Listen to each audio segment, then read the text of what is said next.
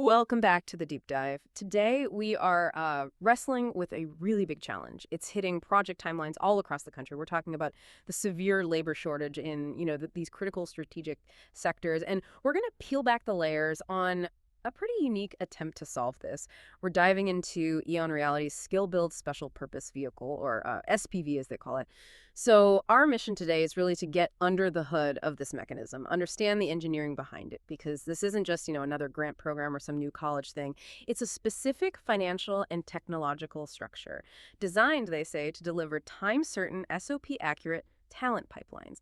That's the promise. We need to figure out how they actually plan to build this training capacity, like at the speed of finance, treating human capital almost like infrastructure. Yeah, and that urgency you mentioned, it's everything right now.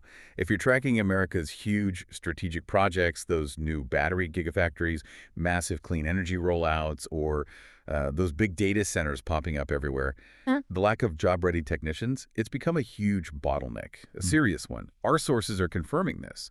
Training capacity isn't just an operational detail anymore. It's become a literal gating factor for getting projects finished.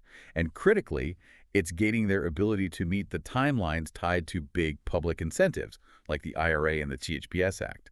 Those have deadlines. Right. So the core idea we need to hang on to here is that this model fundamentally tries to shift how workforce training gets funded. It aims to finance human capital development almost like it's a secured asset. So projects can move at that speed of finance everyone wants. Okay, let's unpack the problem itself first. I mean, if the demand is so clear, so urgent, why can't the traditional system, colleges, trade schools just step up? Why aren't they meeting it? Well, it really boils down to speed and scale. Traditional institutions, they operate on pretty slow, incremental budget cycles, often tied up in state funding processes. They just can't procure the high-tech equipment, localize the very specific training content, and hire specialized instructors at the breakneck pace required by, say, a new semiconductor fab. One that needs maybe 500 qualified technicians starting next year. The market isn't just short of people. It's short of documented job-ready technicians, people who can prove they know the specific procedures. And the current system, well, it simply doesn't have the financial tools or, frankly, the agility to expand that fast. That makes a lot of sense. Yeah, the sheer speed of modern infrastructure projects just totally outpaces the speed of, let's call it, academic bureaucracy. So, okay, this is where the SkillBuild SPV's promise of predictability really comes in. The core idea is that employers secure a guaranteed training throughput, a predictable supply line of workers without having to, divert their own executives and capital into basically running a school themselves. Exactly. And what's fascinating, I think, is the underlying acknowledgement here. They're saying the scale challenge isn't just an educational problem. It's primarily a financial problem, one that potentially can be solved with sophisticated financial structuring and contracting rather than just hoping schools figure it out.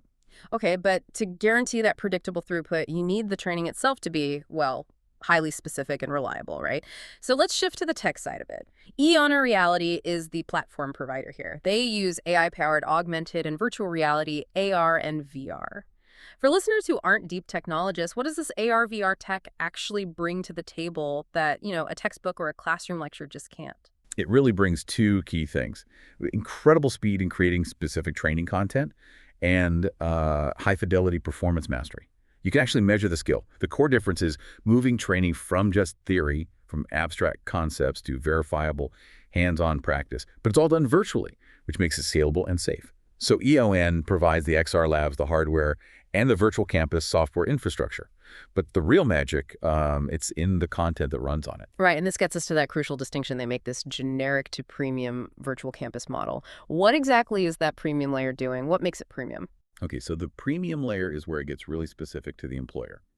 This is where the employer's own unique procedures, their standard operating procedures or SOPs, their exact safety standards, maybe documented apprenticeship requirements, are mapped directly into localized immersive training modules. Think about a complex emergency shutdown procedure on a very specific piece of machinery. Generic training might teach the general principle, but the premium module teaches the exact 5 steps on the exact virtual model of the equipment the technician will actually face in the field. Okay, but hang on. How is that actually auditable? I mean, what stops a student from just clicking through or gaming the system if it's all virtual? This seems critical for, like, company boards or regulators. That's a great question, and it's where their integrity suite comes in. The training uses performance-based assessments, but also detailed telemetry. It literally tracks every single movement, every virtual button push, the timing of every step, the sequence. Did they follow the safety checklist in order? This provides hard, auditable evidence for everyone involved. The employer needs it. The lenders financing this definitely need it, and especially those big EPC partners, the engineering, procurement, construction firms running the whole project. It's meant to be definitive proof the student didn't just, understand the concept in their head. They actually performed the task correctly, repeatably, under simulated pressure. And what if the telemetry spots a mistake? Someone consistently misses a step. Our sources mention these course genius micromodules for continuity. Yes, exactly. So if the system observes a performance gap, let's say a consistent delay in performing a critical safety check, it can immediately push a small, highly targeted remediation module right to that student. It's like having a tutor watching over your shoulder, but it's automated. It creates a really fast feedback loop built right into the training. It minimizes the time between spotting an error and correcting it, which helps ensure continuous improvement and mastery. Okay, this is starting to paint a picture. Now let's really get into the financial architecture. This kind of high-tech training capacity sounds expensive: physical labs, high-cost software licenses. How can they possibly afford to finance all this upfront without just crushing the budget of, say, a local community college partner? Well, this is where the SPV structure itself is, frankly, quite clever. The SkillBuild SPV is set up as a separate lender-grade vehicle. Think of it like this. The local educational partner, maybe a college, they might have a dozen other funding priorities, existing debts, balance sheet risks, but the SPV is ring-fenced. It's essentially a separate company, specifically created for this training project and backed by its own assets and contracts. So lenders aren't underwriting the college's general financial health or worrying about, the cost of their new parking lot. They're only looking at the projected performance and security of this specific training contract pipeline. Okay, so what exactly is inside that ring fence? What gets financed upfront by the SPV? It finances all the necessary launch assets. So that includes the physical XR labs and all the VRR devices, the valuable software licenses for the virtual campus platform. Crucially, it also funds the cost of content localization. That's the work of turning the employer's specific SOPs into those interactive training modules. And it covers things like necessary mobile training labs, if needed, and the trainer programs to get instructors up to speed. Basically, all the CapEx needed to get the doors open and cohorts running. Wow, that sounds like a pretty massive upfront investment. So how does the SPV actually get repaid? And maybe more importantly, what makes those repayment streams stable enough for a bank to lend against? Right, the repayment structure is key to making it bankable. It's designed around diversified contracted inflows. It's deliberately not relying on just one single source of revenue. First, you have the take-or-pay seat contracts from the anchor employers. These function almost like utility contracts. The employer agrees to pay for a certain number of training seats per period, whether they fill every single one or not. That guarantees a baseline minimum revenue stream for the SPV. Then, layered on top of that, you have tuition routing, primarily coming through public workforce funding streams like WIOA and ETPL ITAs. Okay, hold on. WIOA, ETPL, ITAs, that's probably jargon for a lot of our listeners. Can you simplify how that public money actually flows into this private SPV structure? Sure, yeah. WIOA is the main federal workforce development law, the Workforce Innovation and Opportunity Act. And ETPL stands for the Eligible Training Provider List. States maintain these lists. So when an individual qualifies for WIOA funding, maybe someone unemployed or looking to upskill, they often get an individual training account, an ITA. It's like a voucher for training. The SPV's local training partner, maybe that community college, maybe another provider, gets approved to be on the state's ETPL list. That ensures that the public funding voucher, the ITA, can follow the student directly to the specific training program run by the SPV. On top of those, you also sometimes have outcomes-based payments tied to things like successful job placement and maybe 12-month retention. And often there might be targeted grants, maybe from foundations or government sources, that can act as sort of a cushion, like subordinated capital. Got it. So bringing it all together, the key financial insight here, especially for the lenders, is that this SPV is being underwritten like actual infrastructure, like you'd underwrite a toll road project or a wind farm. It's secured based on those binding contracts and the real value of the hard assets. The labs, the licenses, which could potentially be reassigned if needed. It's not based on the general, often unpredictable balance sheet of a traditional education provider. And that contractual certainty That's what allows them to move fast, right? That contractual certainty is exactly why they can talk about such accelerated implementation timeline. Okay, let's talk about that speed. The timeline they're aiming for, starting the first cohorts within, what, 90 days of signing a letter of intent? How on earth is that even possible when we know traditional program development, procurement, accreditation, that stuff can take years sometimes? It really comes down to that finance-first approach we've been discussing. Because the SPV structure itself is standardized, and the core technology platform from EON Reality is already developed and available, they can move much faster. Implementation typically follows three quick phases. First is commit and light up, basically getting the physical lab space ready and the digital platform access turned on. Second is localize and contract. That's the intensive work of embedding the employer's specific SOPs into the training modules and finalizing those crucial take-or-pay seat contracts. And third is close and launch, finalizing the financing and starting the first cohort. Since the underlying financial structure is predefined and ring-fenced, they don't have to wait for those endless internal budgetary committee meetings or legislative funding cycles. The mechanism is ready to go once the contracts are in place. That speed is definitely impressive. But, for a lender to commit serious capital, they need more than just speed. They need extreme security, rock-solid security. You mentioned before there's a 5-tier security package that supposedly makes this structure bankable. Can you walk us through those safeguards? What protects the lender and ensures that training schedule continuity? Yeah, this is really the core of the underwriting, the robustness. Okay, so tier one is those contracted revenues we talked about. The take-or-pay contracts provide legally binding, predictable cash flows coming into the SPV. That's the foundation. Tier 2 is the hard assets, the physical XR labs, all the devices, and importantly, the software licenses, which are often held in escrow.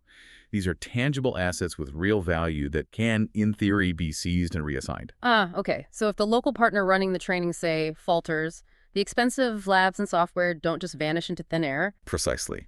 They're secured. Tier 3 is credit enhancements. These are extra layers of protection, kind of like insurance.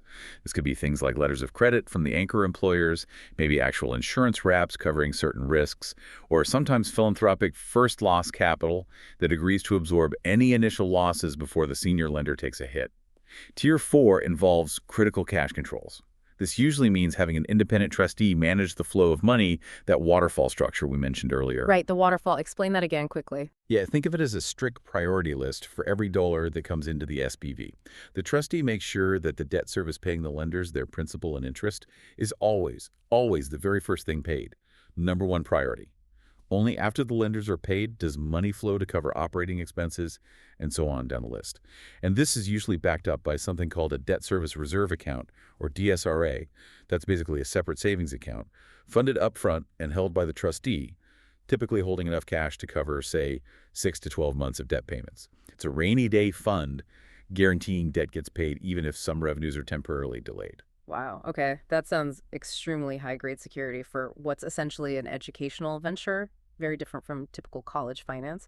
And then there's the 5th tier, which you hinted at. It sounds like maybe the most disruptive element, the step-in rights. Yeah, the step-in rights are significant. They essentially grant the lenders the legal right, under specific default conditions, to step in and replace the operator of the training program. They could potentially seize control of the physical assets, the labs, the licenses held in escrow, and reassign the training delivery contracts to a different qualified provider. The ultimate goal here is guaranteeing continuity for that anchor industry partner. It ensures their talent pipeline, and thus their project schedule, is protected above almost all else. When you lay out those 5 tiers like that, it really makes you appreciate what they're attempting here. It feels like they're taking the kind of rigorous due diligence framework you'd normally see for financing a high-value industrial pipeline or maybe a toll road and applying it directly to building human capital. And that diversified resilience, with all those layers, it really means the training schedule can theoretically continue even if one inflow is late, as the source material says, because the lender ultimately has controls over the core assets needed to keep the cohorts running. Absolutely. And we can see how this diversification plays out in the illustrative case they mentioned for Northern Virginia, which is, a huge hub for data centers. So if major players there like AWS and Dominion Energy commit to, say, 1,000 seats per year, that might generate around $15 million in annual revenue for the SPV through those take-or-pay contracts. But that primary revenue stream is further buttressed by potential WIOA ETPL tuition routing, maybe some state grants, and ultimately secured by the underlying value of the physical assets and the escrowed licenses, plus those reserve accounts. It creates a pretty insulated financial ecosystem designed for stability. Okay, let's bring this back down to the ground level, specifically for the employer who desperately needs those technicians. This whole structure, it clearly gives them way more predictability than just calling up the local college and hoping for the best, right? If we really boil it down, what's the real world difference for an HR manager or a plant manager who needs, say, 100 skilled technicians starting ASC? What does this SPV model provide that traditional ed usually doesn't? Well, I think you hit the nail on the head. It's predictability versus often chaos, or at least uncertainty. With traditional methods, seat availability is often ad hoc, maybe only aligned with rigid semester starts. It's hard to plan around. Here, with the SPV model, the employer gets contractually reserved seats, with cohorts potentially starting monthly or bi-monthly, timed specifically to align directly with their hiring ramp-up schedule. In the training content itself, traditionally, you often get generic curricula, maybe loosely related to the job. Exactly. Yeah. But here, the promise is those premium modules, mapped precisely to their specific SOPs. The goal is guaranteeing not just general knowledge, but actual safety and compliance mastery, tailored to their workplace, right from day one. That's a huge difference. And then there's the critical factor of schedule risk. We talked about how traditional training programs could take years just to get approved and running, bogged down by procurement cycles and accreditation lag. The SPV model, with its finance-first approach, aims for that 90-day close and launch. For the employer, that drastically reduces the very real risk that their multi-billion-dollar project gets delayed simply because they can't find enough trained labor fast enough. Okay, so the benefits seem clear in terms of predictability and specificity. How do they actually measure success then? What are the key performance indicators, the KPIs that really matter to the industry partners paying for this and to the lenders who financed it? Yeah, the KPIs are focused on metrics directly linked to both operational stability for the employer and measurable social impact for the community. So for the employer, key metrics would be things like reduced vacancy days, how quickly are they filling open positions, are they filling those crucial apprenticeship slots. They'd also track that SOP compliance and safety critical mastery using the data coming directly from the performance telemetry and the VR training. That's hard evidence. Then for the community side, and potentially tied to those outcomes payments, they track metrics like job placement rates, ideally within 90 days of graduation, plus 12-month job retention rates, and demonstrable wage uplift for the graduates. And presumably all that data isn't kept secret. Our sources mention transparency, like quarterly lender and partner packs. Right. These packs apparently provide transparent reporting on key metrics like training center utilization rates, placement numbers, maybe graduate demographics, and critically for the lenders, the DSCR, the debt service coverage ratio, which shows if enough cash is coming in to cover the debt payments comfortably. This level of transparent, regular reporting ensures everyone involved, employers, lenders, EPCs, maybe even public oversight bodies, sees the same factual data on how the program is performing against its goals.